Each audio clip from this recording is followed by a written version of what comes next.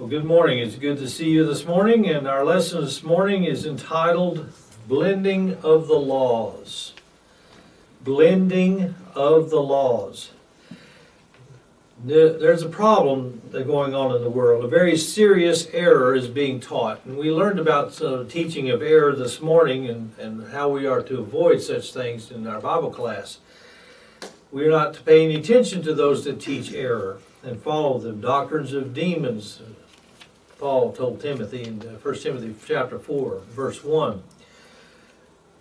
The world is teaching that we are to follow the Mosaical law as well as the New Testament law. Beloved, when you do that, when you blend the laws together, you are creating a different law. You're creating a law of your own. And that causes you to create what is called a tradition of men. And when you do that, you make the Word of God of none effect in your life. Mark chapter 7, verse 13. You cannot do that. Yet the world is continually pushing.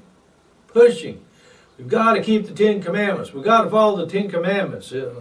They want them up on the walls in the church building, and they want them on the walls of the courthouses and things like that. Well, I'm glad God's being promoted, and I would rather see Him being promoted, but you cannot enforce the Mosaical law upon men today. That is wrong. It cannot be done that way. In Ephesians chapter 4, we're clearly told that there is only one faith. There's only one process of worshiping God. There's only one way of believing and serving God and offering Him worship. One. Not many, not a pluralness of faiths called pluralism. That's not right. In Galatians chapter 1 and verse 6, Paul says something very important. If you'll turn there with me. Paul teaches that there is no other gospel.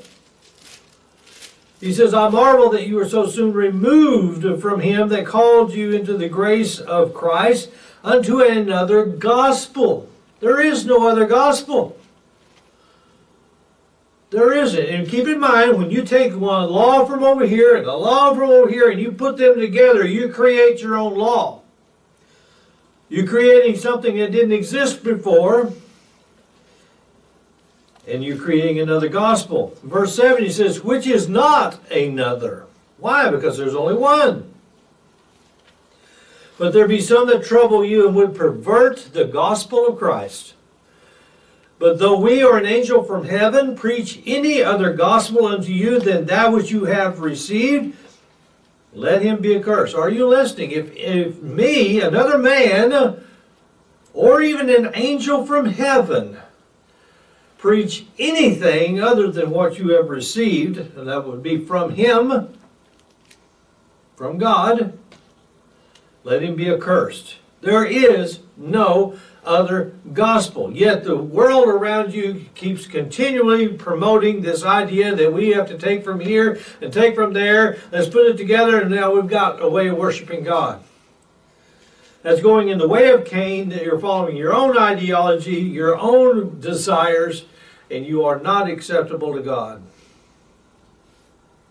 Cain knew the truth and chose to do it his way anyway. And God would not accept it.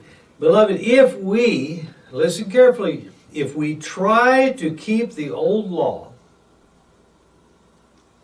we cannot be justified. If we want to be justified, we want to be brought back into a right relationship with God. That's what we want. That's our desire. That's why we're worshiping God. We believe in Him. We want to worship Him. We want to be accepted by Him. And the only way you can be accepted is justified. Brought back into a right relationship with God. If you follow the old law or implement anything pertaining to the old law, you cannot be justified. Look in Galatians chapter 2 and verse 16. Galatians chapter 2 and verse 16. And listen to what Paul's teaching them here about the old law. The law that the majority of the denominations are promoting.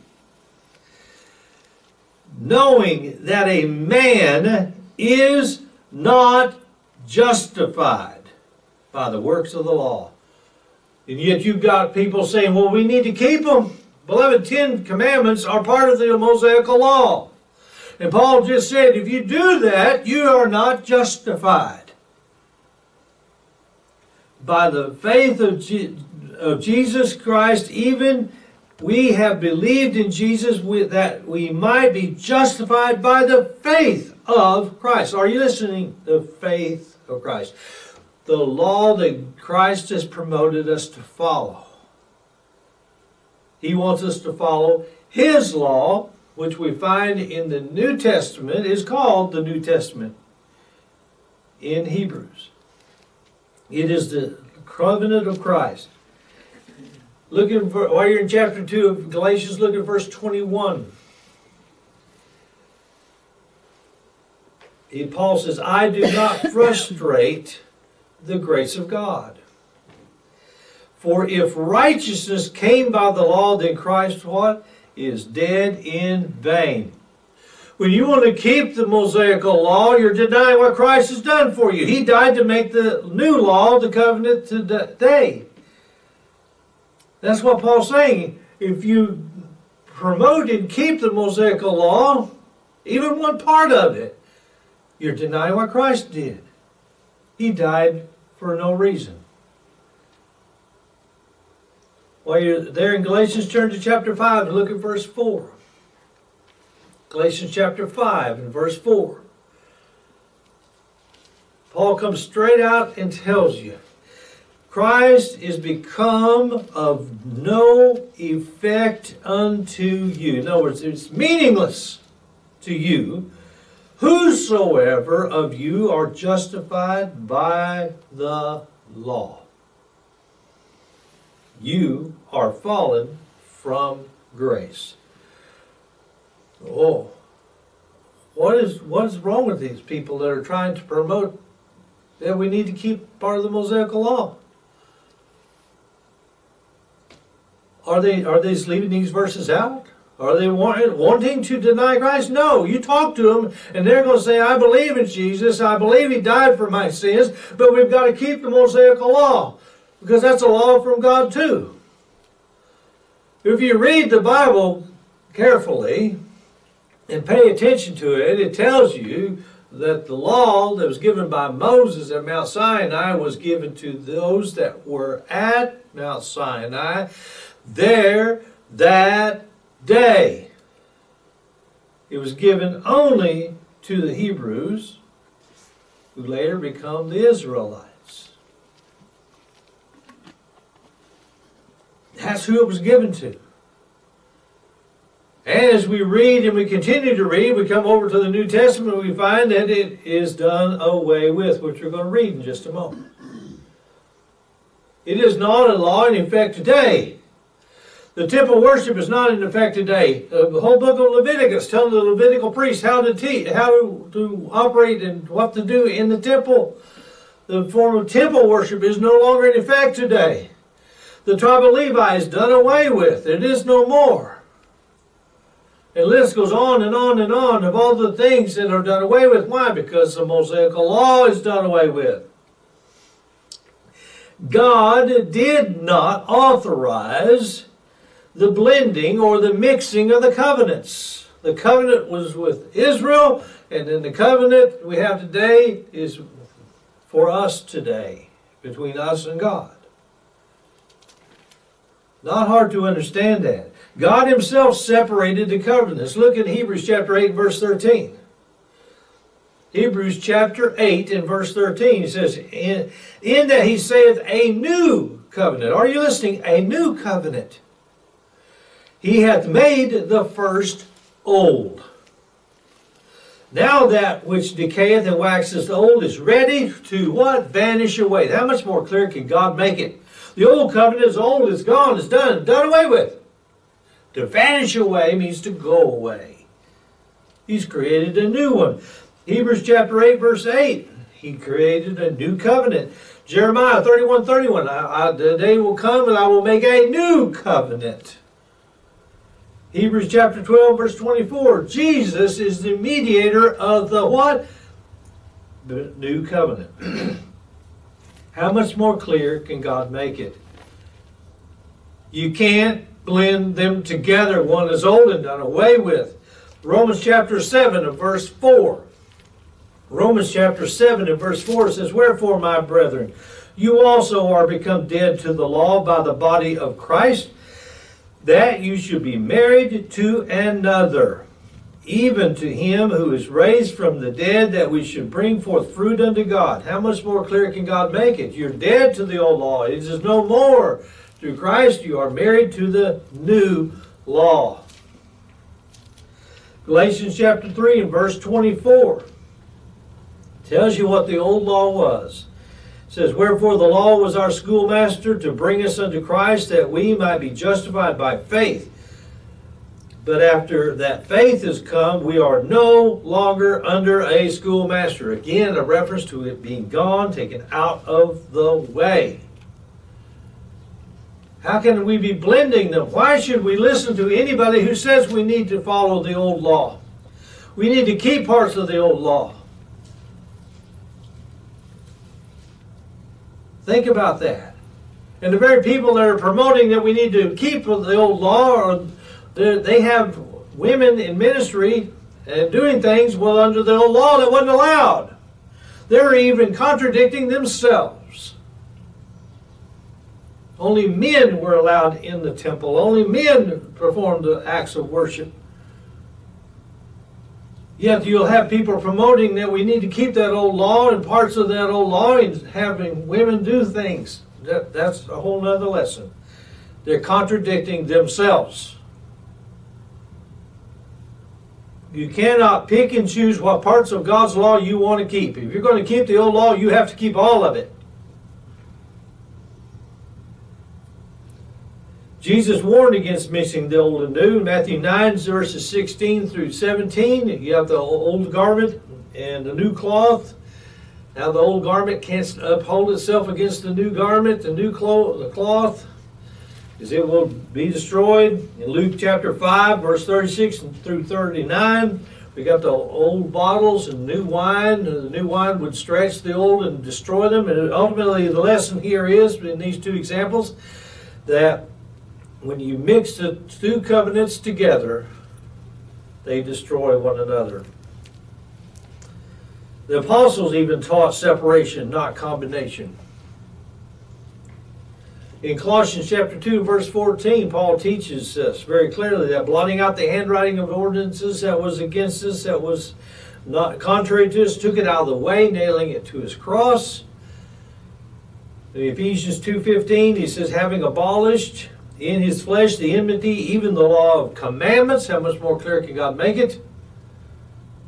Or contained in ordinances, for to make it himself of twain one new man, so making peace. Again, all the men together are under the law of Christ. All men have an opportunity to be saved. The Mosaic law was only given to the Israelites. Period. And that's why he says, making himself of two men, that would be Gentile and Jew, one. We're all under the same law. But the world doesn't seem to want to listen. They keep wanting to blend the laws together. The results of trying to blend these two covenants together, what actually happens? Well, in Galatians chapter 5 and verse 3. Galatians chapter 5 and verse 3, Paul says, for I testify again to every man that is circumcised that he is a debtor to do the whole law. Are you listening? If you want to try to keep the Ten Commandments, you want to do that, then you have to keep all of it. You can't pick and choose. What God is telling you is, you can't pick part of here and part of there and make it what you want. It doesn't happen. If you want to keep the law, you must keep all of it. And what are we told in Scripture? That no man could do it. Only one who ever succeeded was Christ himself. Everyone else failed. So you want to keep a law that segregates you in that way? A law that you ultimately will fail to keep and therefore become cursed under? Is that what you really want to do? I don't think so. I don't think anybody intends to do that. But that is what you're doing to yourself. Look in Galatians chapter 3 and verse 10. Galatians chapter 3 and verse 10. For as many as are the works of the law are under the curse. What I just mentioned to you. For it is written, cursed is everyone that continueth not in all. Did you see that word? All things which are written in the book of the law to do them. Think. Under the old law, we had the Levitical priests. You couldn't go to worship God. You had to go to the priest. You want to keep the old law, you have to find a Levitical priest somewhere. Then you have to find the temple. You have to have the ashes of the red heifer. You have to have the golden candlestick. You have to have the Ark of the Covenant. And the list goes on and on and on. All the things you need in order to perform your worship to God and give sacrifices. He's telling you, don't try to keep that old law. It's old, it's done away with. It is no more. But if you do, then you must keep it all. So why do people keep wanting to say, well, I've got to do this, we have to keep this part? They go on so far as to say we need to tithe. That's under the old law. And it wasn't for everybody anyway.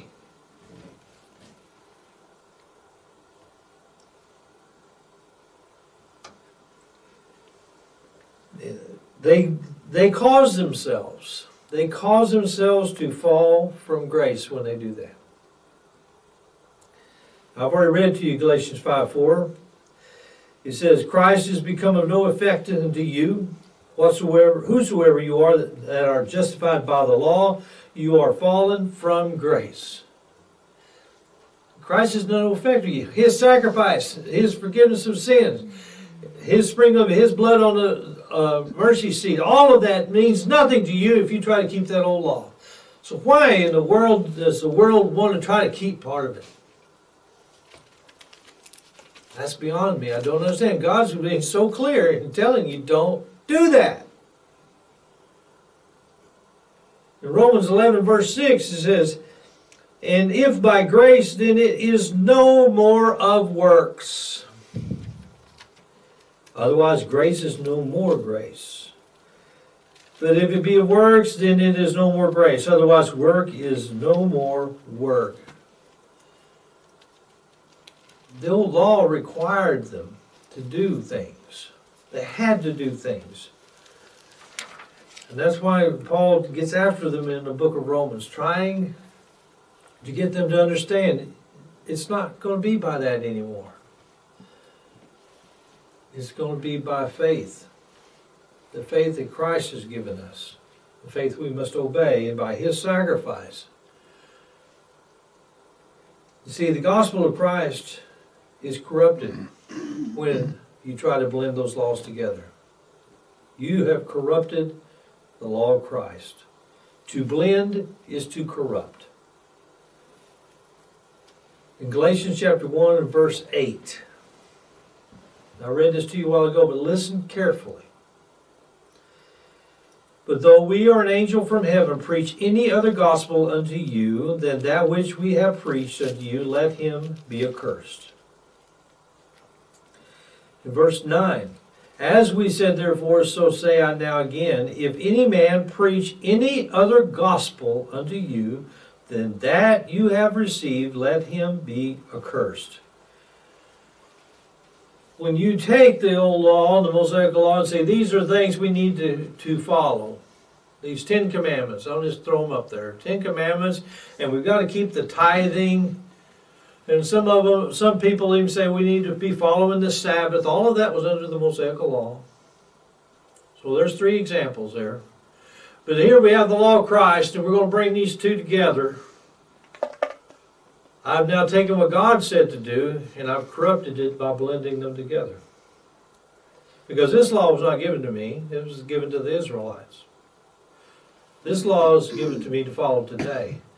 But I'm saying, God, you didn't know what you were doing. I want to blend these together, and we're going to create another gospel that men are to follow. It will include your laws, and these laws over here will include Christ's sacrifice, but I'm going to follow these 10 commandments over here, and the Sabbath, and on, all these things, and tithing. And even though over here underneath the new law, Lord, you said that we were to give according to our heart's desire. I want to say that we all need to give 10% like they used to do, so we're going to do that. You see what they're doing? They're denying what God says. They're saying, God, you didn't really know what you were doing. We're going to make a new law. And we're going to follow that. That is corrupting God's will. Under any other circumstances, you can't do that in the world. You have a covenant. A covenant is a contract. You cannot just pick a contract and say, well, I like this part and this part, but I like what this one says over here, so I'm going to take this one over here and I'm going to patch it into this one. We're going to blend these two contracts together, but you're still going to be required to follow it. You can't do that in the real world. What makes you think you can do that with God? Think about that. In 2 Corinthians chapter 11 and verse 4, it says, For he that cometh preacheth another Jesus, whom we have not preached, or if you receive another spirit, which you have not received, or another gospel, which you have not accepted, you might well bear with him. In other words, you're going to suffer the consequences of following something else. Whether it be a preacher, whether it be a gospel, whether it be the devil himself, it doesn't matter what you follow. If it's something other than what God has given you, you're going to pay the price. And what is that price? The loss of your soul. That's too high a price.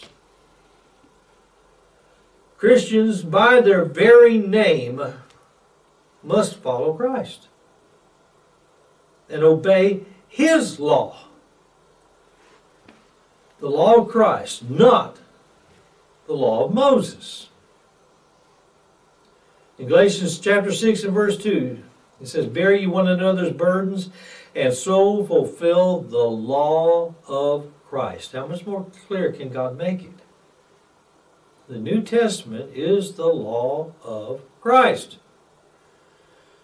In Matthew 28 verse 20, it says, Teaching them to observe all things whatsoever I have commanded you, and lo, I'm with you always, even into the end of the world. Teaching what? What I have commanded. The new covenant. Not what Moses said to do, what I have said to do. You even have the transfiguration. You have Jesus there, and you have Moses and Elijah. And he says, and what happens? Those two faded back and Christ became the dominant one. They said, oh, it's good that we're here. Let's build a temple or an altar to each of these. And what did God say? This is my beloved Son. Hear you him. In other words, those have faded away. You listen to Christ now. How much more clear can God make it? Moses didn't stay in the forefront with Christ, so you blend both laws. No, Christ stayed in the foreground. The others faded back away. Why? Because Christ is the one we follow today. Christ is the one we listen. In Hebrews chapter 1, verse 1, God, who at sundry times and divers manners spake in times past by the fathers, unto the fathers by the prophets, hath in these last days, and these are the last days, spoken unto us by His Son, whom He hath appointed heir of all things, by whom also He made the worlds. Why is this significant? Because God has always chosen whom He speaks through in order to address everybody. He chose Moses. Even though Aaron spoke for Moses, it was Moses that he directed his instructions to. Who is He doing it with today? Through Christ. He has spoken to us by His Word, So God's telling you who to listen to. It's not a blending of the laws. You cannot blend the laws. And for that matter, beloved, let's get right to the point. All the commandments, everything that God said under the old law that are correct, that are important, He has repeated in the New Testament and made it a matter of the heart rather than a matter of the law. Romans chapter 13 very clearly demonstrates that. Paul goes through and says the things we should do. He gives you a list of some of the commandments, and he said, and if there be any other commandment, is briefly comprehended or summed up in this: thou shalt love thy neighbor as thyself, for love is the fulfillment of the law. There's no need to have a 10 Commandments plastered on the wall somewhere. There's no need to blend the laws together. Beloved, we have everything that we need. And Peter, he clearly tells us, God has given us all things to pertain to life and godliness through the knowledge of His beloved Son. Let's just pertain to the New Testament. Let's pertain to the New Covenant. Let's do things God's way, and we won't be wrong. If you're here this morning, you need to put your Lord on in baptism, or you need the prayers of the church. If there be anything that we can do for you, won't you come while together we stand and invite you in song.